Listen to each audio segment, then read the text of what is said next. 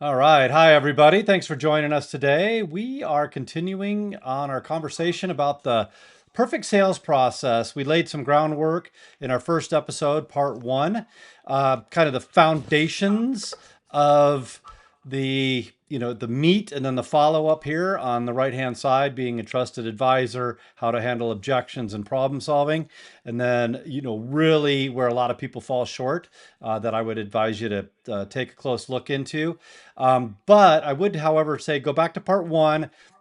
Try to create as best you can that foundation we talked about, so that you can kind of maximize the topics of today. And we'll be chatting with this about all this with Dr. Hall. Dr. Hall is a business psychologist, an executive coach, a multi-time author, and public speaker. The things we get into in our podcast are actually the neuro nerd side of things, or where the rubber meets the road. How do we, implement this? How do we, in practice, introduce all these concepts and make them work? So with that, I'll bring Dr. Hall in. How you doing today, Dr. Hall? Uh, I'm well. I'm grateful to be here. Thank you, Jerod. Yeah, yeah. Thanks for following up on this one. Uh, as I said before, this is kind of an aspirational thing, right? The perfect, sales process. Uh, Right. you know, it will it ever be perfect? No, but man, let's sure No. try to get there. Yeah. Make it better. Yeah. So your insight and kind of how the brain works, and things that we can cause to get in our own way, and or things that we could improve. Your insight on that always super valuable. So we appreciate it. Thank you. Yeah, well, real quick, let me do some quick housekeeping items for those of you that I haven't met yet. My name is Jerod Lee. I'm the associate broker and team lead here at My Home Connection, also known as MHC Realty. Our sponsor for today is the Perfect Real Estate Business. We're just trying to reinvent real estate, kind of go back to that relational side of things instead of transactional, more high touch than high tech. How to leverage one of our most powerful tools, and that's how the mind works for both ourselves and for our clients. And then introducing a lot of things that obviously are fundamental for a healthy real estate business. So we advise you to take advantage of the no obligation consultation, kind of that conversation around how we can possibly help you with your real estate business. Feel free to reach out. So with that, Dr. Hall, what's your kind of thoughts in trying to summarize what we talked about before, in that, how do we meet the people? Actually, let me go back to that list here Sure. as best we can. Kind of, hopefully we got a great, and I'm going to go through this kind of rapid fire, but, Yep. hopefully we're referred by somebody that this person likes and trusts. And then how do we set the stage in a first impression, kind of cement what they've been told or what they've heard, and then identifying kind of a right fit for you and them. Was there anything that you recall that stood out that we should reemphasize, or maybe? Well, that a person who refers you to someone else acts as a filter. That's what makes them trustworthy. Is they're trustworthy because the person they're referring to believes that they will filter out bad candidates, Mm, and that's the advantage you have. yep. And you you gain some benefit of reputation by being associated with the person who's referred you, for good or for ill, which is why it's important to cultivate good relationships with referral partners. Yeah, well, I'm glad you brought up that specific idea concept. And yeah, we need to try to move on to the agenda for today. But I really kind of wanted to get some insight into how it is that our brain works. And imagine now that I'm saying it out loud, it's kind of different for everybody. What's kind of that? Hey, I've a very high degree of confidence that this is the right person for me, and I'm sticking to it. Like, is there a sign or evidence of, man, that referral with my first impression just really locked in their confidence in using me? What, are there telltale signs there? I think it's different for each person. Some of it goes with some of the things we're going to talk about next, which is experience. Is the person expert? Personality? Is the person, do you connect? Are you similar enough? Do you find them appealing? Um, I think some of it is a value fit. Do I believe this person has the same kinds of values that drive my behavior? All of those things. So, uh, expertise, value fit, similarity, liking, all of those things matter. Good. I'm glad you went there because I think our brain would like to perceive that we've locked it in and this person isn't going anywhere. And in reality, it sounds like there's always this kind of reassessment going on, especially in a situation where somebody's, buying or selling a home, right? This is a big deal. And Yeah. you could blow it up. So don't blow it up. Like, don't assume that you've set the stage such that and I hate to use this analogy because it's probably going to sound horrible, but, if you're fishing, you know, you don't know you got the fish unless you set the hook really well. Right. And you can hook too hard and pull it right out of their mouth. So it's important that you it's important that you learn about their level of commitment, but don't push so hard for their level of commitment that you actually drive them away. Yeah, yeah, I love that. And we do that a lot in today's space, in specifically in real estate. I've heard, and everybody's got their own business, right? They can run their business how they like, but they won't even meet you to talk about a house or let you in a house unless they've got a buyer's agreement, which is a contract. That's Yep. just the way some agents work, and it's like, really? Like you don't, you know, I don't know. Seems strange, but do you boo type thing, right? Yeah. I don't Yeah. know where I came up with that. Sorry, audience. Anyway, well, let's glance through kind of. We got through rapport building, residents, and then Yep. today we're going to talk about kind of the trusted advisor. But I think the resonance topic is something that we might want to revisit just briefly because that word in itself isn't to a lot of people well known or self-explanatory. But I think to be in a resonant position with your potential client prior to the other things we're going to talk about really is probably, in my opinion, the most foundational thing, maybe, or certainly high at the top.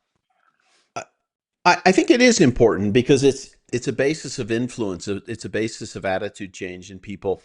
Um, so what it means is it's a physics term, which means to be on the same frequency. So dissonant, and if you've ever listened to music that you hate to listen to, it's dissonant.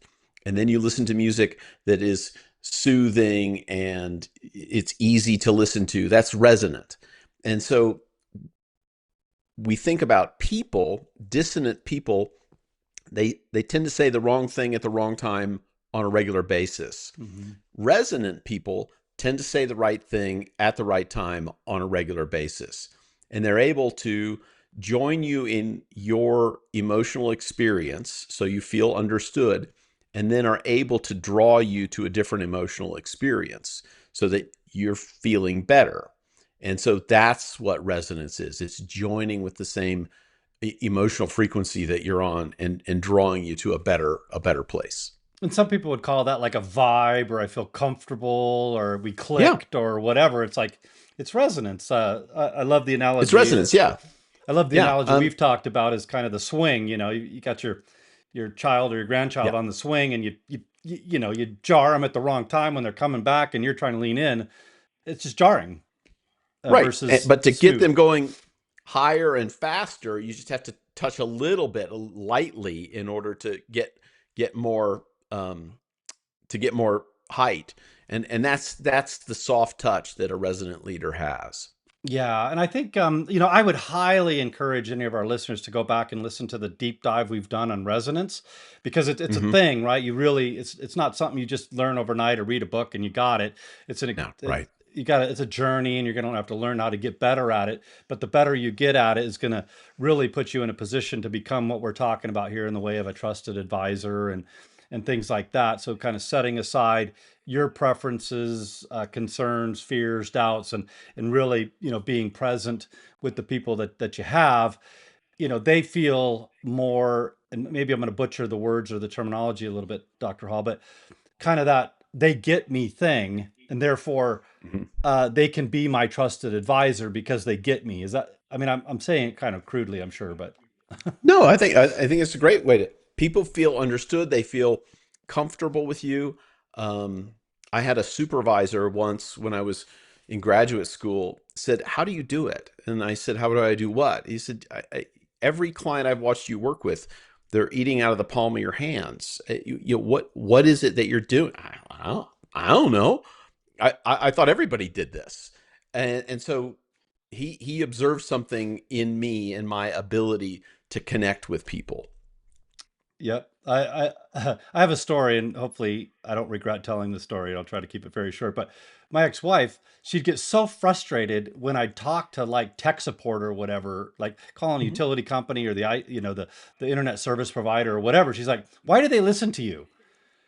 And I said the same thing. I don't know, but in these conversations, I think what I did is I resonated with them in a way Mhm. that she didn't. She probably came across frustrated, annoyed, maybe Yeah. even angry or whatever, and they're kind of jarred and they're being blunt or jarring back, and it just Right. becomes this contentious conversation instead of, you know, hey, I got a problem and I need you to help me. You're not my adversary. Let's, you know, let's Let's work work together. together. Yeah. Anyway, I don't know. I Yeah. don't know if I should have told that story, but Well, and there you and go. and frankly, customer service and tech support, they deal all day with hostility. So, the one person out of their 100 calls that day who treats them with some respect and some patience, I mean, they'll do anything for you. Yeah, they're jumping through hoops and doing all kinds of Oh, you Yeah. getting credit for your bill? Or no, I'm just kidding. But yeah, I mean, they got it's to it's appreciate it. yeah, it's a super hard job, and what they're trying to do, if they're very skilled, is join the person in their frustration, draw them out of the frustration, and help them to come to a solution. It's very hard to do when people are are nervous or angry, and that's exactly what happens in any high stakes transaction. People are nervous, people are prone to get angry, and joining them where they are and helping them pull out of that is better. Yeah, yeah, and it's highly appreciated these days because it just doesn't happen as much as it should. And I think it's happening less and less because of, get off the phone. You've got time constraints, or supervisors Yep. watching you, whatever. So thank you for indulging me on that. But the other thing that I wanted to add in this trusted advisor thing is, and I really appreciate, a lot of people talk about sales, know, like, and trust, and you interject know, like, respect, and trust, Yeah. which I think is powerful. And I think, to be that trusted advisor, and I'm kind of harping on this one a little bit because it's amazing when somebody's looking for a house, everybody wants to be an expert, right? Your dad's going to Yep. puff up and, tell you all the things he knows, right? Because he's watching out for his daughter, and your next door neighbor's the know-it-all that wants to share what he knows it all.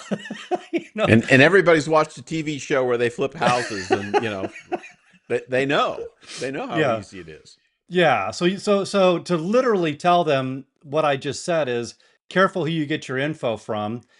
And hopefully it's from a professional that does this all day every day in a way that's well received, right? You're not Yeah. you're kind of saying, hey, ignore everybody else, but you're saying it in a kind way. And I say it because you're good. I hate to say it, but you're probably going to get bad advice. It's either outdated or inaccurate or whatever. So Or it's a little like one 8-year-old telling another 8-year-old how sex works. Neither of them know. So you should probably ask an expert, somebody who's actually done the thing. right. Yeah. No, that I love it. I love it. So when I say controlled, just literally set the stage to earn the right to be the one that they come to. Like, I trust you enough that I'm going to come to you first before I go. Because if they don't Yeah. have a sense of, genuine conversation or your availability and, your respect for their opinion or position, they're going to go ask somebody else that they feel comfortable with. Like, if you're not available or you're blunt or whatever, then that answer comes from somebody else. And I hate to say it, but it's often unhelpful. It is often unhelpful, and what the way people work is when they're uncertain of what to do, they look around and see what other people nearby them are doing. Yeah. So they'll ask people who've sold a house recently or are buying a house, or somebody who's got a family member who's a realtor. Suddenly, there's an osmosis of realtor knowledge that happens to family members of realtors. So they're just looking anywhere. So making yourself available as an expert, but more important than making yourself available is actually being an expert. And I Yeah. make a distinction between confidence and competence. Mm-hmm. And there are lots of people who are confident who have no competence. And Yep. the reverse is true. There are some people who are really good at their job, they're very competent, but they're Never competent. lousy at marketing themselves. Right. And so consumers would be wise to find someone who's competent.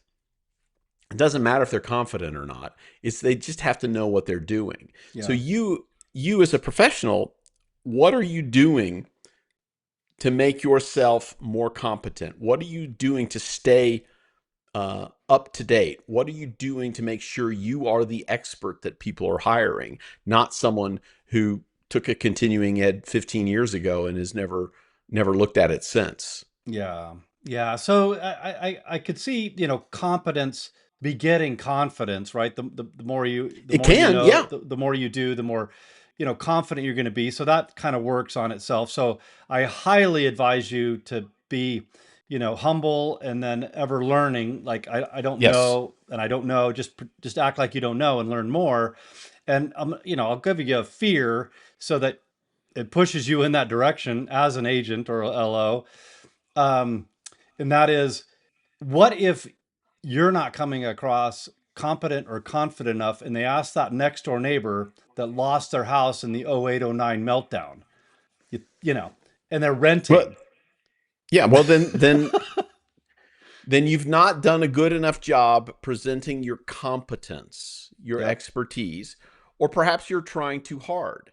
Yeah. Um, that that people who are resistant because of anxiety or guilt, any of the negative emotions, they're very hard to persuade out of that anxiety through force. And so they need to be drawn out rather than forced out. And Yeah. I'm going to close my window shade because it is Oh, really bright. that time of the day. Yeah. It's that time of day. Anyway, I just, wanted to just encourage people, get that competence, get that confidence, and then be the person that they can pick up that phone instantly, instead of, again, out in their yard doing something and then asking their neighbor about it or calling their Uncle Joe or whatever. Because if you've ever had a situation where, man, we seem to be on the same page, and then instantly, overnight, you're not, it's probably because they heard some other thing from somebody Some else other thing from some other person. that Yep. they don't want to bring up to you because you didn't set the stage of feeling comfortable to do it. And, if they bring it up, they bring it up. But if you've made a platform or a relationship of openness where they can go, oh, I'm going to run that by Jerod too, then you get to Yeah. address I, it. But if you haven't, then you don't get to address it. so part of the thing that all consultants and every professional should be doing is helping to inoculate their clients from bad information. And one way to inoculate them is to let them know what they should expect. Hey, this everybody wants to help you. Everybody wants to have your best interest. And a lot of times, well-intended people can have a lot of conflicting information and it can be confusing. So if that happens, and it probably will, some loved one of yours will probably tell you something and you're going to wonder, is that really true? And is my realtor, my expert, giving me the straight skinny? Come to me, ask me. I'm open to that.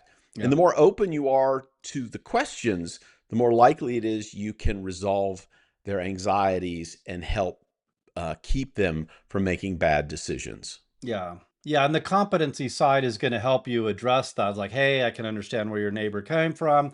The Yep. lending side of things was restructured and revamped and is night and day different than what it was Yep. then. If you're getting a loan today, you're qualified to get a loan where you weren't back then, kind of shedding some insight into why things happened the way that they did. Yep.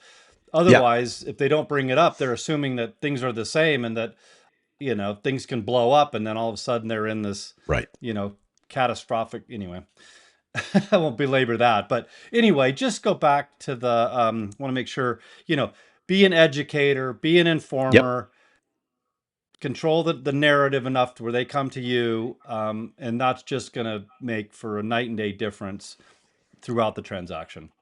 Right. And it really is, if you view yourself as an educator for people who don't understand the process, you can really help them become better consumers and better clients for you. So they'll make a better decision for themselves, but they'll also be easier to work with if you spend some time getting them educated. Yeah, yeah, absolutely. Well, and I think that's a beautiful segue into the objection handling thing, right? Because everybody's got an objection, right? Especially when you're spending hundreds of thousands of dollars, in some cases a million plus on a property. If they're not objecting to something that's happening, I'd be surprised, right? Like, is it rate? Is it timing? Is it is it location? Is it Sure. age of home? Like, insert question here as objection. Yeah. And by the way, we've said this before, but I think it bears repeating is, you're not winning in the objection handling, right? That's not what we're trying to do here. We're educating. No, no, what with objection handling, what you're trying to do is calm anxiety because objections are usually results of their nervousness. So they either have anxiety, they have fear, they have anticipatory regret. That drives a lot of people's behavior. I don't want to, in the future, look back and think I made a bad decision. So they'll bring up all of these things. And if you view, the more experience you have, the more you'll have heard them. Yep. And the better you'll get at your responses. But part of it is educating them. Yep. That rather than say, no, no, you're crazy to think like that. That's just not the way it is. You've shut them off. And that's not resonant. Resonant is, yeah, boy, I hear that a lot. A lot of my clients in the past have had that same concern. You are certainly not alone. I appreciate you bringing that up. Let's talk about, make sure you understand what they mean by their whatever words they're using. Make sure you know the story, and then you can address it. But you have to let them get all of that out. You have to hear them all the way out and hear their story before you handle the objection. If you immediately know in your mind what they're going to say, go, nope, nope, that's just not it. They're going to think, well, clearly, he doesn't understand what's going on. Yeah, and I think you can correct me if I'm wrong on this, but I think there's a lot more sensitivity to the insensitivity of a response. If you say, if you just shoot it down, you dismiss it, like, people uh, get more offended these days, it seems like, than they used to. And once they're offended, like, man, your transaction's sideways. Can Well, be. and I think what's changed is maybe not so much people, but it's the amount of information that we're consuming. So people don't have time Oh, to reflect on their decisions. They're just inundated with information, and they're trying to protect themselves from too much information. So gotcha. part so I think that's a societal wide issue. And especially when you're dealing with home transactions, where there are literally thousands. I hate to say literally, but I think it's safe here. Literally thousands of decisions, Yeah. and and any one of them, could spike the deal, or any one of them could cause some level of regret, and you want to make sure people don't experience regret. Yeah, I appreciate that insight because, before it was your dad, it was your uncle, it was your neighbor that was giving you some kind of insight, may be good, maybe bad. But now it's your social media, it's the news, it's everywhere. Like, you've got, emails coming in, and so that makes sense that if you have a question, not only do you not have a question, but you're getting all the sources of information that could be contradictory. So now you got a question and you're confused. Well, yeah, you're confused, and and frankly, um, there are people who get really down the rabbit hole on searching information because what they're really looking for is an ideal situation. Right. And part of the education you can do as a professional is let them know that, boy, every deal there are trade-offs. Yeah. It doesn't work. You're never going to get the perfect house. You're going to get a really good house. Yeah. You want to get a house like in the 90s, like Yeah. 95, Yeah. 96. Yeah. But nobody gets 100. It just Yeah. that doesn't exist. Yeah, well, I think that's a decent segue into the next item here, and that's problem solving. So you get your list when you go to buy a home, and it's inevitably it's a mile long, and we know that been doing this long enough. You get to omit some, and then you reprioritize. Like that, like you said, we Yeah, don't live in a perfect world. We take that 90% and call it a win, and move on. So right. that is an aspect of problem solving. How do you help them prioritize? Like, hey, I've got to have all these things, and okay, this becomes a problem, and you're like, really? Like, you really? Is this a need or a want? So Right. that's problem solving. Or something did come up, and I don't know, title commitment, or you know hiccup during the due diligence period and the inspection or whatever. So Mhm.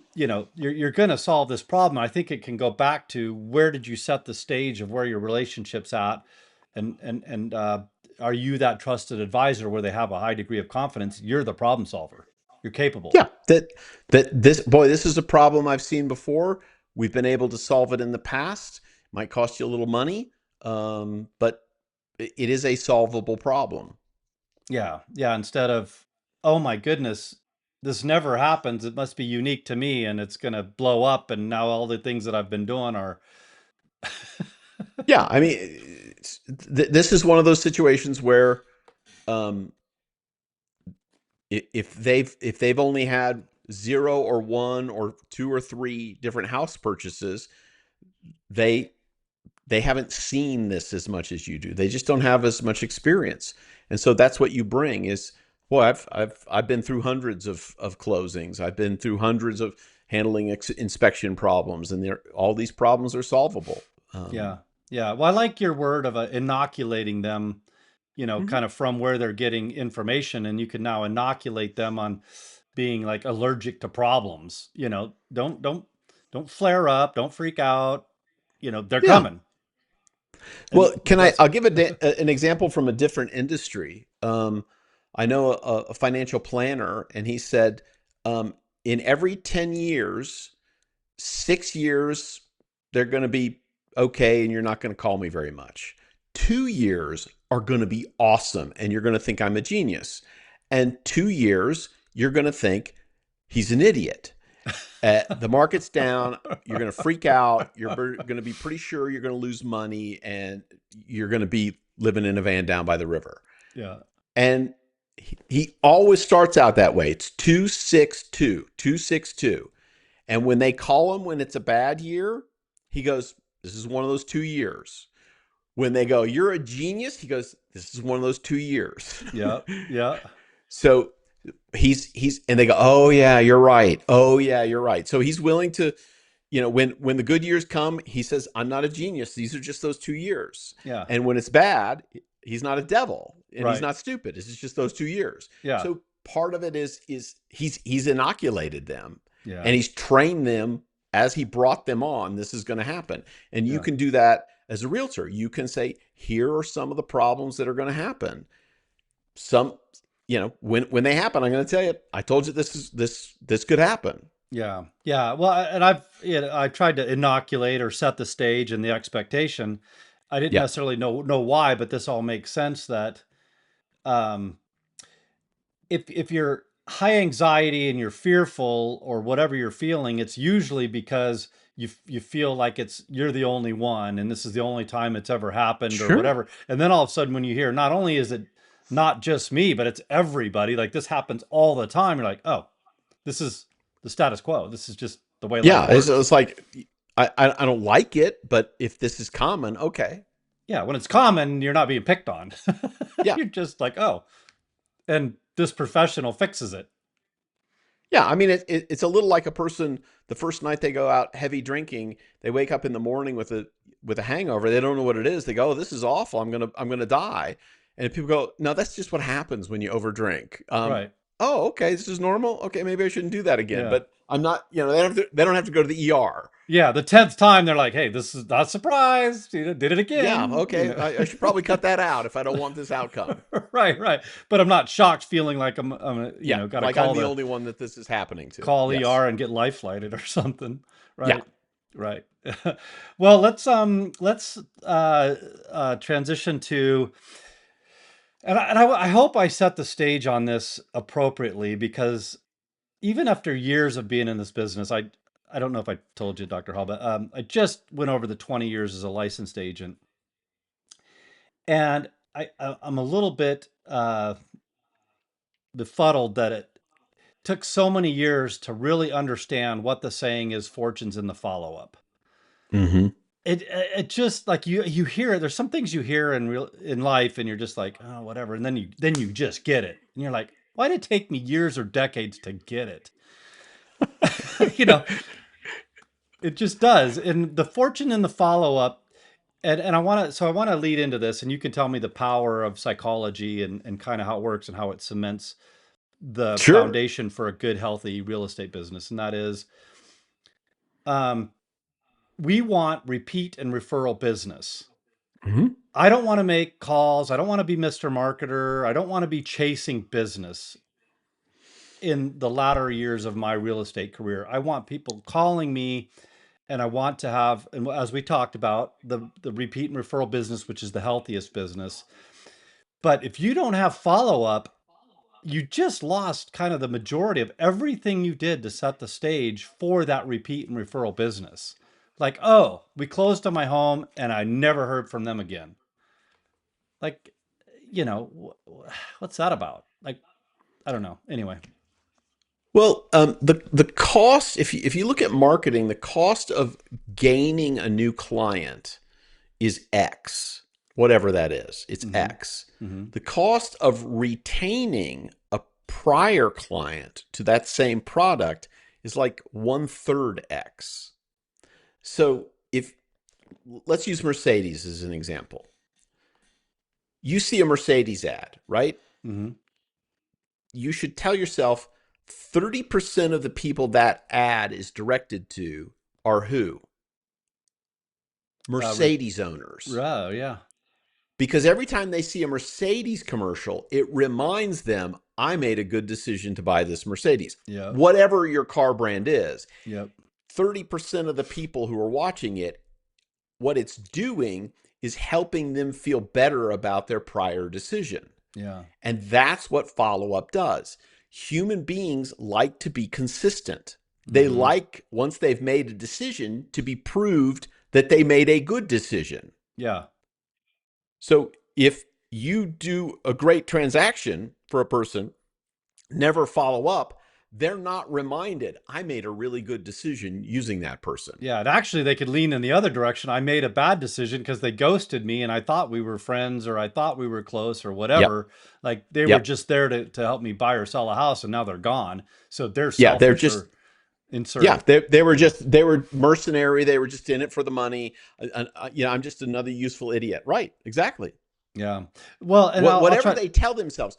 The interesting thing I've learned about persuasion or attitude change, influence, whatever you want to call it, it usually isn't that much from another person. What you're doing is you're helping guide people persuade themselves. Mm, Because we'll use the Mercedes ad. How long does the Mercedes ad last? 30 seconds. mm-hmm. That's not very much of a person's day, but they talk to themselves constantly. Mm-hmm. So if Right. you can plant in their head something they can tell themselves on a much more regular basis than that 30-second commercial or whatever note you send them later, you want to occupy more of their thought space. Yeah. Yeah. Yeah, no, I think it's all brilliant. I love your insight into the psychology, and I'll just give some examples to reinforce the power, not necessarily to brag or anything like that, but I think it's important to note, like, even when you don't think it's working, it's working. For example, I helped a gentleman buy a house, and I reached out to him about my client appreciation events and holidays, and for a good couple of years, and never Mm-hmm. heard back. He's just not that guy. And then Right. just out of the blue says, Jerod, I just got married. Here's a house. My wife and I want to go look at it. And a couple months later, they bought a house. Yeah, So, exactly. Because you were top of mind. So the there's a thing called the availability heuristic and priming. And let's talk about priming. Priming is what's at the top of mind. And if you think about your mind like a junk drawer, Okay. okay? What's on the top of the junk drawer in your kitchen? The most often used things. The things that's used the most often or the most recent thing Yep. that's used. And so what you're trying to do is get on the top of every of your client's junk drawer so that when houses buying a house comes up, you're on the top of the junk drawer. Yep. And you go, oh, well, we're going to call Jerod. We're Yeah. going to call whoever. Fill in your own name. Yeah. You want to make sure you're on top of that junk drawer. So part of it is making sure that you're touching them. The difficulty is, what's the difference between persistence and a pest? And Yeah. uh, I'm not sure where the dividing line is. I know what persistence looks like. I know what pest looks like. And you want to make sure you don't get too close to pest. Yeah. And it's probably different for a lot of people. Like, oh, I just heard from him 3 months ago. And other people's like, oh, I heard from him a week ago. Anyway, Yeah, so just gauge that as best you can. right. But do a good job and then follow up to reinforce that you did a good job and stay top of mind. Like, And part of it is, are you providing value every time you reach out to somebody? Are you giving them something that they find valuable? If it's always an ask, with your hand out for more business, people get tired of that really quick. But if you are actually providing something of value to them, then they'll absolutely keep you top of mind. well, I like that because it kind of separates the persistent from the pest, because if you're providing me value, I'm less inclined to perceive you as a pest. If you're just Provided persistent that they providing find, value, hey, you're doing your job, you're good at what you're doing, and I'm disinclined to throw you into the pest category because I appreciate yeah, whatever you're reaching because out to me about. yeah, if they're getting any small benefit from you, yes. Yeah, yeah. And so, I hate to kind of use these numbers because it sounds transactional, or phrase it this way, but what you were referring to earlier was a cost of client acquisition, right? CAC. Yeah. Yeah, and in that case, I had already, man, I hate to word it like this, so I hope it doesn't come across wrong, but I had spent the time to meet this client, to help this client and bought a house. And so that cost, whatever it was, time, money, effort, whatever, Yeah. was already Yeah. there. And then the next time he just, yes, I had to re-engage and keep communication going, which is time, but that's okay. But it's easily, like you said, less than a third of me going out and finding a brand new client. And Right. Right. whatever, maybe I spent money to get it, or I spent a lot of time to get it, or whatever. So it's way cheaper. And then there was just this built-in kind of trust mechanism. I was already, I'd Right. like to think, the trusted advisor. And um, going well. And I know you've got a hard stop here in 10, but there is one other thing I wanted to share, just to kind of encourage people to stay on this follow-up concept. And that is, literally today, I got a call from amazing clients that I've befriended over time. And she called me and was so excited to let me know that she had given my contact information to a friend, and said, she's going to be calling you, and I'm so excited you're going to be working together. And you know uh, there's books like the Mavens, or the of the you know the space that we call, the people that do love to share what an Yeah. amazing experience they had with you, or they love to refer people. Like, there's not just people that refer, but people that love to refer. Right. And you need those where they're really solid and committed to referring you business, because later on in the conversation, she communicated that her friend's neighbor's an agent, and she said, no, you're not allowed to. I mean, it was kind of that conversation, no, you have to use Jerod. Anyway, again, I don't want to make it sound like I'm bragging here, but I'm just saying, not only do a good job and cement the business that you had because it's the right thing to do, but cement the commitment to them using you in the future or referring you business. And by the way, now they're selling and buying a house. Anyway, just kind of set the stage there. I mean, that's Yeah. not insignificant.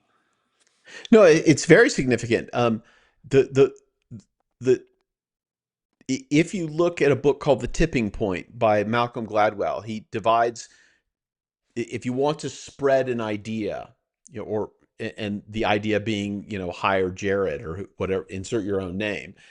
Um, Malcolm Gladwell said there are three different types of people to create that viral spread. One is a salesman, and that's a person who's just out like, Jared's the guy, Jared's the guy, Jared's the guy.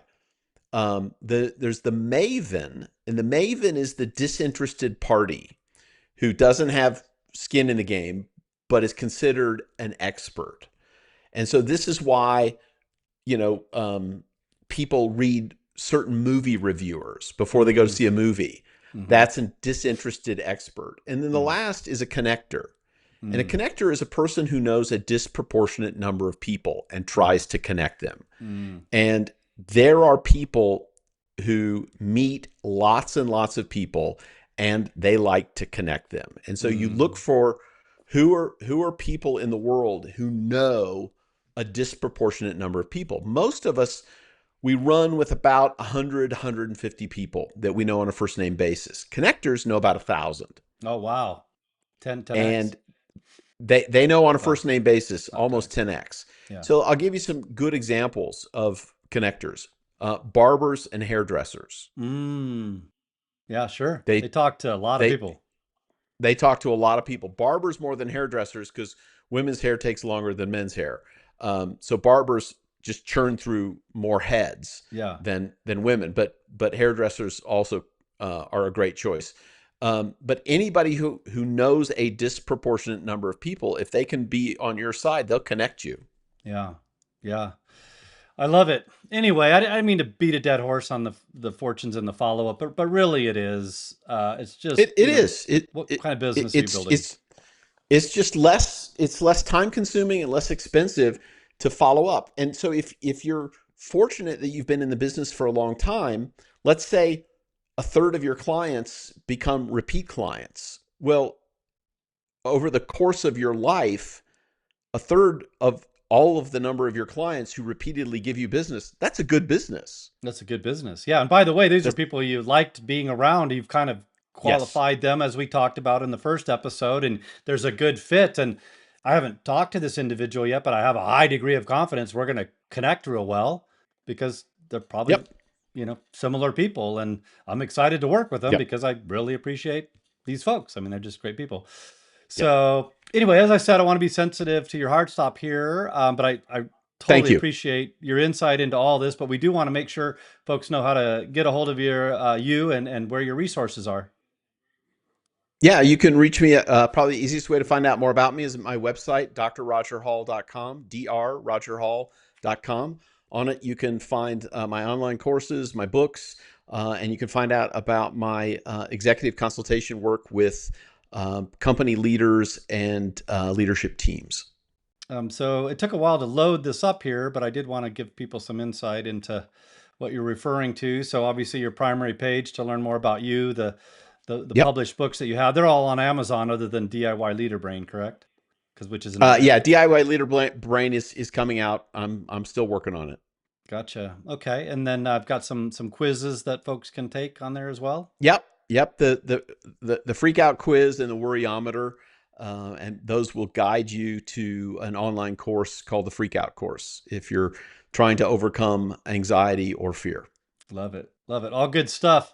All right. Well, I think we made your timeline here, so I can feel good about Thank that. you. And so I'll go away and we'll come up with the next episode. I almost kind of felt like Fortunes in the follow up could be its own because that's how strongly I feel in it. So we'll see.